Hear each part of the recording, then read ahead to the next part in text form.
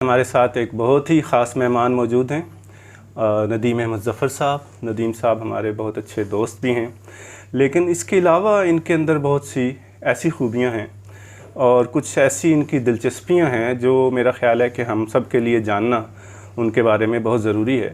اور سب سے پہلے ندیم صاحب بہت شکریہ سر، آپ نے ہمیں ٹائم دیا۔ Sir welcome. اچھا، یہ ہم لوگ پچھلے کچھ دنوں سے اس بات پہ غور و فکر کر رہے ہیں کہ جو پاکستان میں ہمارے نوجوان علم حاصل کر رہے ہیں اور ہم دیکھ رہے ہیں کہ ایک تو ہمارے تعلیمی نظام میں یا ہمارے امتحانی نظام میں بچے بہت اچھی کارکردگی دکھا رہے ہیں۔ یعنی آپ دیکھیں کہ 90% سے زیادہ، 95% سے زیادہ، 100% مارکس بھی بچوں کے آ رہے ہیں، لیکن اس کے باوجود اس کا امپیکٹ ہمیں سوسائٹی میں نظر نہیں آ رہا۔ تو آپ کا کیا خیال ہے کہ اس کی کیا وجہ ہے؟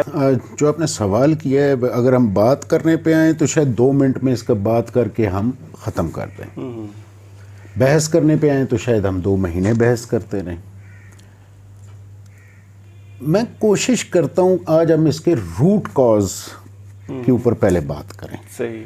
کیونکہ ہم نے جیسا پودا لگایا ہے، جیسا بیج لگایا ہے، جیسی کھاد دی ہے، جیسی زمین چنی ہے، جیسا پانی دیا ہے، ہمیں وہ پھل ملنا ہے، یہ طے ہے۔ اب پہلے ہم یہ ڈیسائیڈ کریں کہ علم کیا ہے، کیونکہ موجودہ دور میں جب ایک انفارمیشن کی بھرمار ہے، بچے آج کل کی جنریشن، میں خود دیکھتا ہوں، آپ کی بات سے زیادہ گوگل پہ بلیو کر رہے ہیں۔ اب وہاں پہ کیا ہے، میری اور آپ کی جنریشن جو آدم کے بعد آخری اینالاگ جنریشن ہے اور اب ڈیجیٹل میں کنورٹ ہونے کی کوشش کر رہی ہے، ہم آخری کڑی ہیں اگر اس کو ہم دیکھیں تو ہمیں تو نہیں پتا ابھی ادھر کیا ہے، کیونکہ ہم نے نوجوانی میں، جوانی میں بڑا لیٹ موبائل دیکھا۔ آج کل کا بچہ، اس کے لیے تو ٹیکنالوجی، میری بیٹی مجھے سکھاتی ہے۔ تو علم کیسے، کہاں سے، کس لیے؟ علم کا کانسیپٹ آپ کے ہاں ایران سے آتا ہے، آپ کے ہاں عرب سے آتا ہے، علم کا کانسیپٹ آپ کے ہاں یورپ سے آتا ہے، علم کا کانسیپٹ آپ کے ہاں بڑے چند مخصوص ذرائع سے آ رہا ہے۔ باقی دنیا میں کہیں اس کے اوپر اس پہ ہم کبھی بات کریں گے۔ عرب میں جو ہمارا ایک اسلامک کانسیپٹ ہے کہ علم حاصل کرو چاہے تمہیں چین جانا پڑے، علم حاصل کرو ماں کی گود سے قبر تک۔ اب ہم اس علم میں کنفیوز ہو گئے ہیں۔ یہ جو آپ نے مسئلے اٹھا دیے ہیں نا، یہ بڑے امپورٹنٹ ہے۔ یس، کہ یار یہ علم ہمارے پاس آ کہاں سے رہا ہے، اس کا سورس کیا ہے، اس کا ذریعہ کیا ہے، اس کا ماخذ کیا ہے، اس کی بیس کیا ہے؟ تو آپ کے خیال میں کیا ہے اور کیا ہونی چاہیے؟ میرے خیال میں یہ ہے کہ آپ کو خود سے سوال کرنا چاہیے، ہر بچے کو، ہر بندے کو ایک لمحے کے لیے۔ وہ آپ سوال دن میں 50 دفعہ اپنے آپ سے کرتے ہوں گے، آئینے کے سامنے کھڑے ہو کے لازمی کرتے ہوں گے، لیکن آپ اسے اگنور کرتے ہیں۔ وہ سوال ہے، میں کون ہوں، میں کیا ہوں، میں کس لیے ہوں؟ پہلے اس کو تو ڈھونڈیں۔ وہ یہ لفظ میں نے اپنی بیٹی سے سیکھا ہے تو اسی کے حوالے سے میں بات کر رہا ہوں۔ کہتی بابا آپ کی سپر پاور کیا ہے؟ تو فائنڈ یور سپر پاور۔ آپ کا مائنڈ کس چیز کو اٹریکٹ کر رہا ہے، پھر اس چیز میں سے آپ دنیا میں سے علم ڈھونڈیں، اس چیز کے ماخذ ڈھونڈیں، اس چیز کی دریافت ڈھونڈیں، اس پہ چل پڑیں۔ اب آپ موویز میں کچھ دیکھیں، کنفیوژنز کا شکار ہو چکے ہیں آپ بچے۔ مجھے بڑا افسوس ہوتا ہے جب لائبریریز خالی ہیں اور ہسپتال اور ریسٹورنٹس بھرے ہوئے ہیں۔ میں یقین کریں، اور لائبریری کے سناٹے کی وجہ سے میں نے لائبریری جانا چھوڑ دیا۔ ہول اٹھتے ہیں وہاں کہ گھر میں لائبریری بنا لی، وہ چھوٹی سی کچھ ایک کاغذ کی، وہ بھی کتابیں ڈھونڈنے جاؤ تو خیر۔ تو شاہ صاحب، میری گزارش یہ ہے، میں نے موضوع کو پھیلایا اس لیے ہے کہ آپ کے جو ناظرین ہیں ان کو یہ تھوڑا سا ایک سوال تو کریں، ہم چاہتے کیا ہیں، ہم کون ہیں،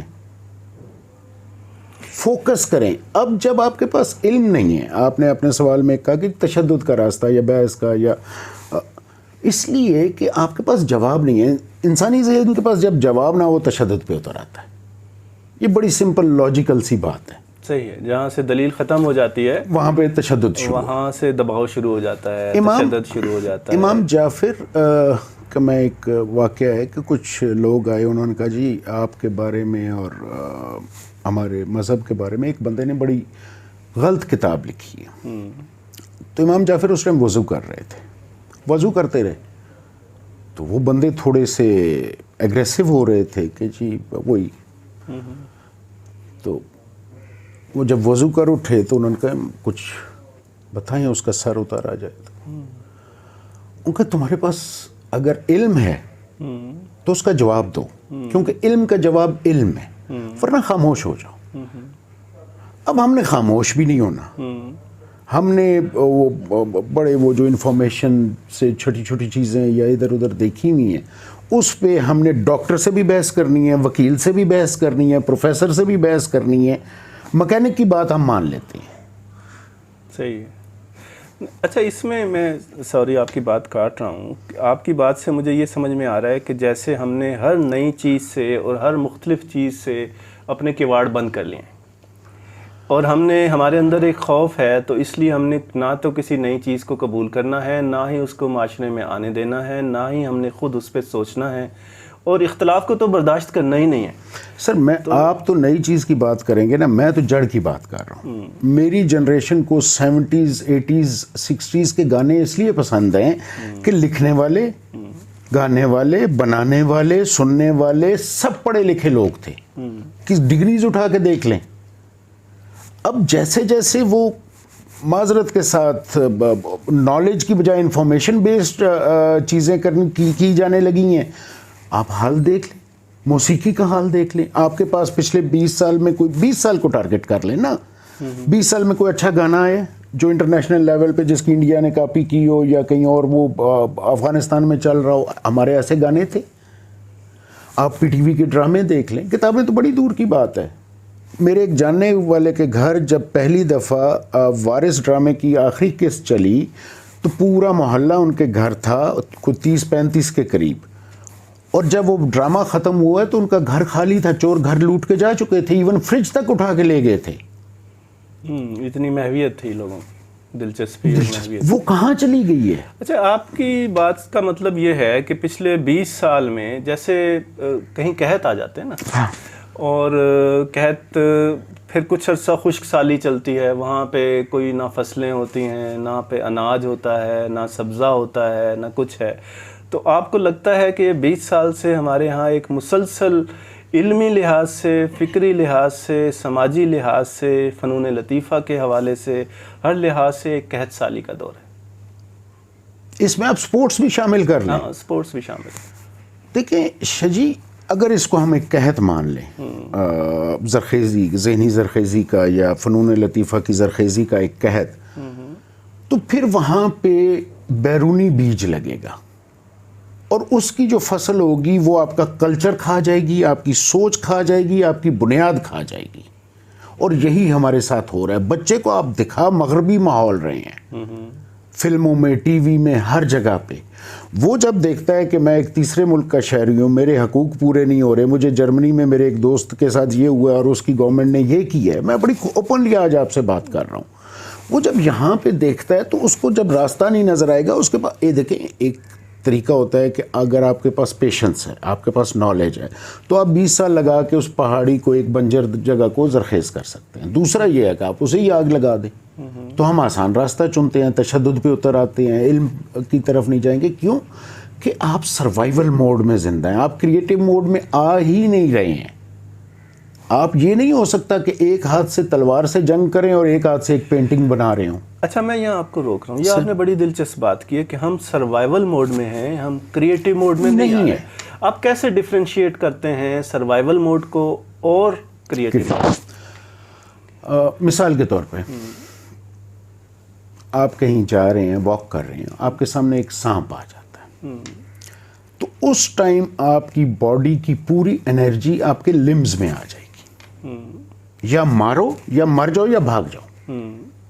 اسی لیے اسی طرح کی سچویشن کے بعد آپ کی زبان سوکھتی ہے, آپ کی باڈی ویکنس فیل کرتی ہے, کیونکہ آپ کی برین کی پوری انرجی سروائیول پہ لگ گئی, اس نے لمبز ایکٹیویٹ کر دی ہیں. کیا اس سچویشن میں آپ گانا گا سکتے ہیں ساتوں سروں کے ساتھ؟ یا اس سچویشن میں آپ کوئی طبلہ بجا سکتے ہیں؟ یعنی ہم حالت جنگ میں ہیں. حالت جنگ میں. اب جب آپ حالت جنگ میں ہیں تو آپ کریٹیو نہیں ہو سکتے. اور ہم 75 سال سے حالت جنگ میں ہیں. ہم شاید 300 سال سے حالت جنگ میں, یا شاید 1000 سال سے ہیں. کیا خیال ہے؟ دیکھیں 1000 سال کا میں اس لیے کہوں گا کہ جس 100 سال, کسی بھی معاشرے کے 100 سال اٹھا کے دیکھ لیں, اگر اس میں فنون لطیفہ پہ کوئی ایسا کام ہوا ہے جو دنیا میں مثال بنا ہے, تو اس معاشرے وہ کریٹیو موڈ میں تھا. صحیح ہے. اس نے ایک بندے کو اتنی سپیس دی ہے کہ وہ اپنی ذہنی صلاحیتوں کو. تو ندیم صاحب, میں آپ کی بات سے یہ سمجھا ہوں کہ جب تک ہم اپنے آپ کو حالت جنگ میں تصور کرتے رہیں گے تو ہم ہمیشہ ہر چیز کو شک کی نظر سے دیکھیں گے اور خطرے کی نظر سے دیکھیں گے. ہمیں لگتا ہے کہ بس ہمارے گھر میں آگ لگی ہوئی ہے, اور ظاہر ہے اس میں پھر انسان کے اعضاء اور طرح سے کام کرتے ہیں. اور جب حالت سکون میں اور آپ تھوڑا سا کچھ زندگی میں اچیومنٹ حاصل کر لیتے ہیں اور آپ اس خوف سے نکل جاتے ہیں, انسیکیورٹی سے نکل جاتے ہیں, کہ مستقبل کے بارے میں پریشانی سے نکل جاتے ہیں, اپنی سروائیول کی جد و جہد پہ ایک طرح سے آپ اس سے آگے نکل جاتے ہیں, وہ بارڈر لائن کراس کر لیتے تو پھر آپ کریٹیو موڈ میں آ جاتے ہیں. پھر آپ تخلیقی چیزوں کی طرف توجہ دیتے ہیں. اب شجی اس جگہ پہ دیکھنا پڑے گا کہ اگر آپ اتنے بنجر اور قحط کے بعد تخلیقی موڈ میں جا رہے ہیں تو کیا وہ آپ کا اپنا بیج ہے یا وہ بیر کا بیج ہے؟ یہ اب دوسری بحث ہے. یہ دوسری بحث ہے. بالکل. لیکن دیکھیں شجی, میں تھوڑا سا فنون لطیفہ کا قائل ہوں. خربوں میں اربوں میں پینٹنگز بکتی ہیں. صحیح. آپ اس کو دیکھیں گے تو آپ کو وہ چیز نظر نہیں آئے گی جو خریدنے والے کو, یا اس معاشرے کی کریٹیوٹی جو پچھلے 50 سال سے تھی وہ اس نے اس کی وہ جو شعور بیدار کی ہے, وہ میں اور آپ نہیں سمجھ سکیں گے. ہم اکثر مذاق اڑاتے ہیں ایسی چیزوں کا عام طور پر. ابھی پچھلے دنوں ایک جرمنی میں ایک رفلی, میں اب غلط نہیں ہوں, 40 کروڑ 50 کروڑ کے قریب ایک پینٹنگ بکی. 4x4 فٹ کی پینٹنگ ہے, ہاف بلو ہے اور ہاف یلو ہے. اب جب میرے ساتھ وہ دوست بیٹھے, وہ خبر چلی تو انہوں نے کہا یار یہ کیا. ان کو میں نے یہی سمجھایا کہ ہم وہ نہیں دیکھ سکتے, ہم سروائیول موڈ میں ہیں ہی نہیں. ہم کس موڈ میں؟ ہم کریٹیو موڈ میں ہیں ہی نہیں, ہم سروائیول موڈ میں. اور اس میں اب ہم کیا کر رہے ہیں کہ میری اور آپ کی جنریشن جو نا امیدی دیکھ چکی ہے, اب بچوں کی تیزی دیکھ کے ڈر رہی ہے. اب بچے تو آج کل کے دور چلے, انفارمیشن آ گیا, علم آ گیا, سارا کچھ آ گیا. آپ ان کو گیجٹس تو ساری بیرونی لے کے دے رہے ہیں, ایپس ساری بیرونی لے کے دے رہے ہیں, اور سکھانا آپ یہاں کے رواج چاہ رہے ہیں. آپ نے تو اس جنریشن کے اندر اتنا بڑا کلیش پیدا کر دیا ہوا ہے کہ وہ اگلے 2-3 جنریشنز میں نہیں دیکھتا کہ آپ کے معاشرتی اقدار, آپ کی روایات, آپ کا کلچر, یہ ثقافت زندہ رہے گی. نہیں دیکھیں, اب اس سے تو ایک ڈائلما سامنے آ رہا ہے نا. ڈائلما یہ ہے آپ کی گفتگو سے ہی جو میں سمجھا ہوں کہ ہمیں یہ گیجٹس استعمال تو کرنے ہیں, ہمیں یہ ٹیکنالوجی بھی استعمال کرنی ہے. ہم بچوں کو بھی نہیں روک سکتے اور نہ ہی ہم خود روک سکتے ہیں, کیونکہ اس کے بغیر بھی ہم کہیں کے نہیں رہیں گے. ٹھیک ہے, ہمیں دنیا سے جڑنا ہے, اس کے ساتھ ہم بڑی تیزی سے جڑ رہے ہیں ہم لوگ. اب دوسرا سوال یہ ہے کہ باہر کے جو ایسے اثرات آ رہے ہیں جس سے آپ کہہ رہے ہیں کہ ہمارا جو مقامی علم ہے, جو ہمارے مقامی فنون ہیں, جو ہماری مقامی دانش ہے, اس کو نقصان پہنچ رہا ہے شدید, اور اس سے ہم فائدہ نہیں اٹھا پا رہے, یا اس کو ہم اس ٹیکنالوجی کے ساتھ ہم آہنگ کر کے نہیں دیکھ رہے. جب ہمارے پاس گیجٹس ہیں ہی نہیں, آئی باہر سے رہے ہیں, تو پھر ہمارے پاس کیا راستہ ہے؟ چائنا نے کیا کیا؟ چائنا نے اتنا اپنے بچے کو تیار کیا کہ اس نے کئی سوشل ایپس کے مقابلے میں سوشل ایپس بنا لی. اب وہ جو بچے 1100 میں سے 1100 نمبر لے رہے ہیں, ان کو آگے کیا اپرچونٹیز دی جا رہی ہیں. آپ کا پچھلے دنوں ایک ویڈیو میں دیکھ رہا تھا کہ باہر کیوں جا رہے ہیں بچے, تو بچے ان کی جو ذہنی صلاحیتیں ہم نے ڈیولپ کر دی ہوئی ہیں, اس کا جو وہ نیوٹرل اس نے ہونا ہے وہاں پہ جا کے ہونا ہے. یہاں تو وہ چارج ہو گیا ہے. اور ایک تاریخی بات کروں آپ سے کہ یہ جو سب کانٹیننٹ کا خطہ جس میں ہم بیٹھے ہوئے ہیں, میرے خیال میں دنیا میں سب سے زیادہ کراس بریڈنگ اس خطے میں ہوئی ہے. اگر آپ تاریخ پچھلے 2-3 کس سینس میں آپ کہہ رہے ہیں؟ پوری دنیا سے انسانوں نے یہاں انویڈ کیا ہے, قوموں نے یہاں پہ انویڈ کیا ہے. ٹرکس نے, رومنز نے, گریکس نے, برشینز نے, افغانز نے, چائنیز نے, سب آئے ہیں. افریقنز آئے یہاں پہ, ٹھیک ہے. ابھی آپ اس کی بات تو چھوڑیں, آسٹریلیا سے یہاں پہ تجارت, تو کراس بریڈنگ بھی ہوئی. تو بر صغیر کا آئی کیو لیول پوری دنیا میں سب سے زیادہ ہے, یہ میں آپ کو گارنٹی, کیونکہ تھارو بریڈ ہو چکے ہیں. لیکن وہ ڈسچارج آپ کو نہیں مل رہا, وہ آپ کو آؤٹ لیٹس نہیں مل رہے. کیوں؟ آپ سلیبس انتہائی, وہی جو میں نے پڑھا ہے آپ نے پڑھا ہے, یہی بچے پڑھ رہے ہیں. وہ 1100 میں سے 1100 لینے والے استاد نہیں بنے, پروفیسر نہیں بنے. استاد کو آپ نے اتنے مسائل کا شکار رکھا ہوا ہے کہ وہ کریٹیوٹی کی بجائے وہ سروائیول میں چل رہا ہے. وہ بچپن کا ایک لطیفہ FI میں, وہ نظام الدین صاحب ہوتے تھے گجرات کے, تو کہتے تھے کہ وہ ایجوکیشن انسپیکٹر گیا ایک اسکول میں, تو اس نے بلیک بورڈ پہ لکھا CUP.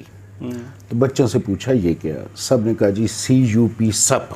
اس نے کہا یہ کیا ہے؟ اس نے کہا بیٹا CUP کپ ہوتا ہے. اس نے کہا جی ماسٹر جی نے ہمیں CUP سپ بتایا. تو ماسٹر سے پوچھا تو اس نے کہا جی یہ CUP سپ ہی رہے گا جب تک ہماری تنخواہیں نہیں پڑتی, جو کرنا ہے. اب یہ مائنڈ سیٹ اگر آپ نے دیکھیں شاہ جی, میرا نہیں خیال کہ ہم میں سے ایک سیشن اس میں سے ہم سوال اٹھاتے ہیں. میرا خیال یہ ہے کہ ہم یہاں پہ اس گفتگو کو روکتے ہیں. آپ کی جو یہ بات ہے کہ کراس بریڈنگ ہوئی ہے اور IQ لیول میں بر صغیر کے لوگ سب سے آگے ہیں, یہ ایک بہت ڈیبیٹیبل چیز ہے, ٹھیک ہے. اس پہ بھی بحث ہونی چاہیے, اس پہ ہم اگلی کسی ویڈیو میں کریں گے. تو ناظرین, آپ نے دیکھا کہ یہ ڈسکشن بہت پھیلی ہوئی ہے, اور ہم نے اس کو بالکل بھی کنفائن کرنے کی, فوکس کرنے کی کوشش اس لیے نہیں کی ہے کہ ہم صرف ابھی ایشوز کو آئیڈینٹیفائی کر رہے ہیں کہ ایشوز ہیں کہاں پہ, اور جہاں بھی ہماری سوچ کی رو لے ہمیں لے کے جا رہی ہے ہم اس کے ساتھ چل رہے ہیں, اور آہستہ آہستہ انشاءاللہ ہم 1 by 1 ایک ایشو کو اٹھائیں گے اور اس پہ زیادہ فوکس طریقے سے بھی بات کریں گے. آپ کا بہت شکریہ, ہمارے ساتھ جڑے رہیے, اور میں آپ سے آج پہلی دفعہ درخواست کر رہا ہوں کہ ہمارے چینل کو بھی سبسکرائب کیجئے اور ہمیں سپورٹ کیجئے, تاکہ ہم اس ڈائلاگ کو, اس ڈسکشن کو, اس مکالمے کو آپ لوگوں کے ساتھ, ندیم صاحب جیسے لوگوں کے ساتھ, دیگر اہل علم کے ساتھ, سوچ اور فکر رکھنے والے لوگوں کے ساتھ مل کر آگے بڑھا سکیں. تو شاید ہمارے آنے والی نسلوں کو اور ہمیں زندگی میں کچھ امید کی کرن نظر آئے.